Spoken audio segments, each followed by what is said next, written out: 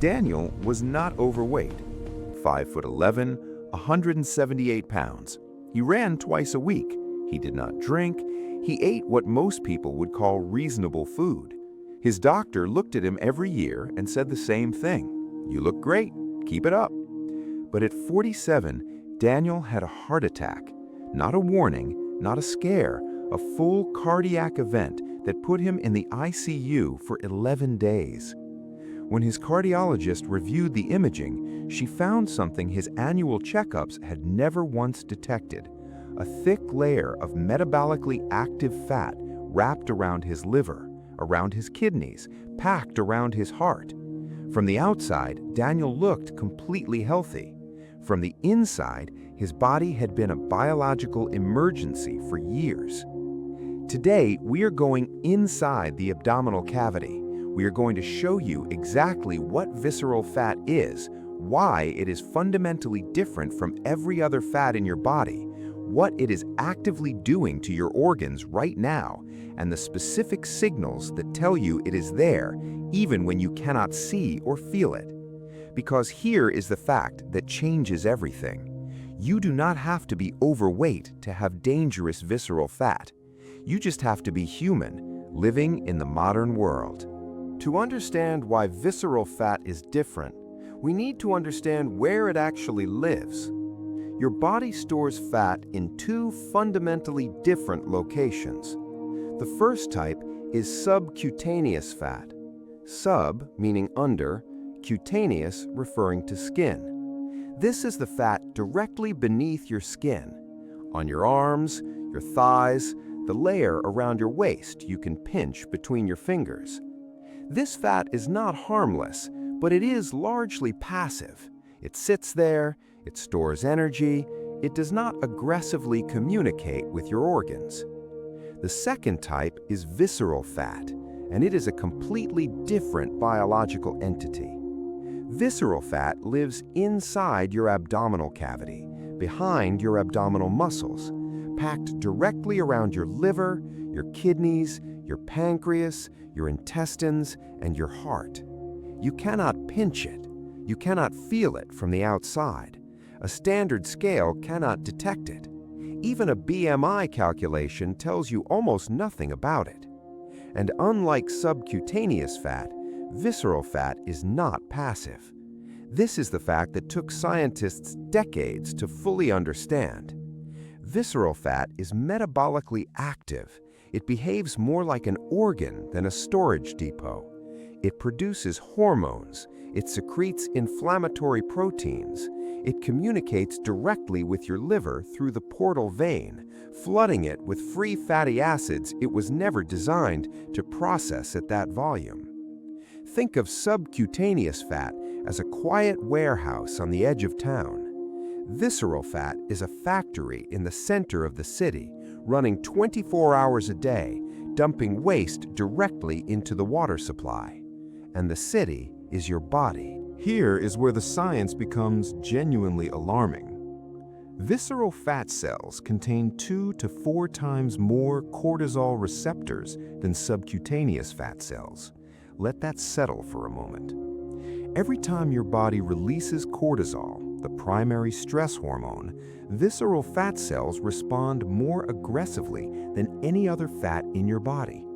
They receive that cortisol signal and they convert it into a direct instruction: store more fat, right here, around the organs. This creates a biological loop that most people never escape. Modern life produces chronic low-grade stress. Chronic stress elevates cortisol. Elevated cortisol directly stimulates visceral fat accumulation. That visceral fat then produces inflammatory proteins that further stress the body, which elevates cortisol further. The cycle feeds itself. Now here is the liver connection most people have never heard. Visceral fat sits directly adjacent to the portal vein, the major vessel that drains blood directly into the liver. When visceral fat releases free fatty acids into circulation, they travel immediately to the liver through this direct route. The liver was not designed to handle this load. It begins converting the excess fatty acids into triglycerides. When conversion exceeds the liver's capacity to export them, triglycerides accumulate inside liver cells themselves. This is how non-alcoholic fatty liver disease begins. Not from alcohol, not from obvious overeating, from visceral fat quietly flooding the liver through a direct biological pipeline.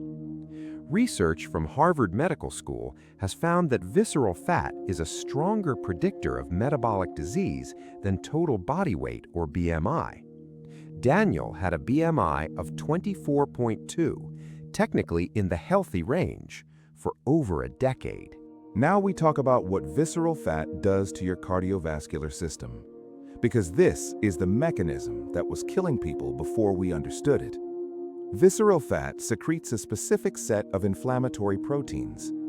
Among the most critical are interleukin-6 and tumor necrosis factor alpha. These cytokines enter the bloodstream and travel directly to the arterial walls. If you watched the Widowmaker video on this channel, you already know what happens when arterial walls become inflamed. The endothelial lining gets damaged. LDL cholesterol arrives to repair the damage. Plaque begins to form. But visceral fat adds something to that process that standard plaque buildup alone does not. It reduces the production of adiponectin. Adiponectin is an anti-inflammatory hormone produced by fat cells that normally protects arterial walls. It suppresses inflammatory signals. It helps keep plaque stable. When visceral fat increases, adiponectin decreases. Less protection, more inflammation, faster plaque progression, less stable plaque. The exact plaque rupture mechanism we covered in the Widowmaker accelerated by visceral fat from the inside. And then there is insulin resistance. The inflammatory cytokines released by visceral fat interfere with insulin signaling at the cellular level. Your cells begin to ignore insulin's instruction to absorb glucose. Blood sugar stays elevated. The pancreas produces more insulin to compensate. Over time, the pancreas cannot keep up. This is how type 2 diabetes develops in people who never dramatically overate. It is not about calories alone. It is about visceral fat creating a biological environment where insulin cannot do its job. How do you know if you have dangerous visceral fat levels? This is where most people go wrong. They step on a scale. They calculate their BMI. They look in the mirror.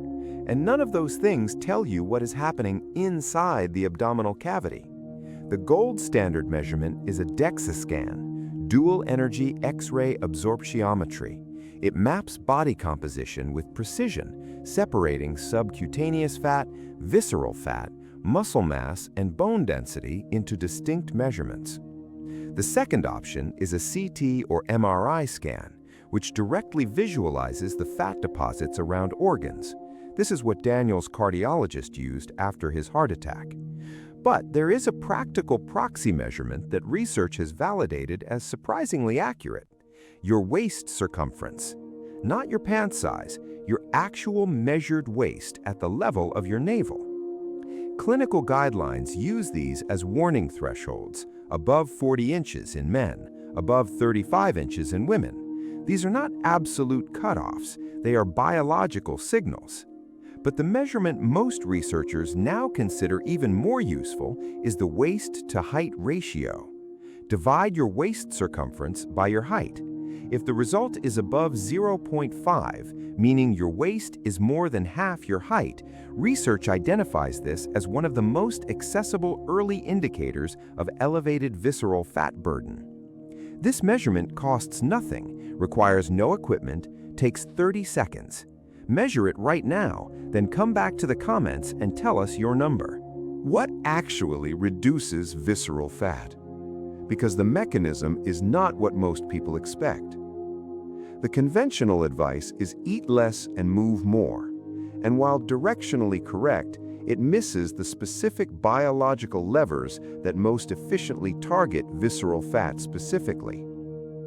Visceral fat responds differently to different types of exercise. A landmark study published in the American Journal of Physiology found that aerobic exercise, specifically Zone 2 cardio, is significantly more effective at reducing visceral fat than resistance training alone. The reason is cortisol. Sustained moderate aerobic exercise directly lowers circulating cortisol levels over time, breaking the cortisol visceral fat accumulation loop at its source. The specific mechanism involves a hormone called irisin, released by muscle tissue during sustained aerobic activity. Irisin directly signals visceral fat cells to begin releasing stored fat as energy. 30 to 45 minutes of moderate aerobic exercise done consistently 4 to 5 times per week has been shown to reduce visceral fat volume by 15 to 20% over 12 weeks without significant changes to total body weight. The scale may not move, but the fat wrapped around your organs may be significantly reduced. Sleep is the second lever almost nobody talks about in this context.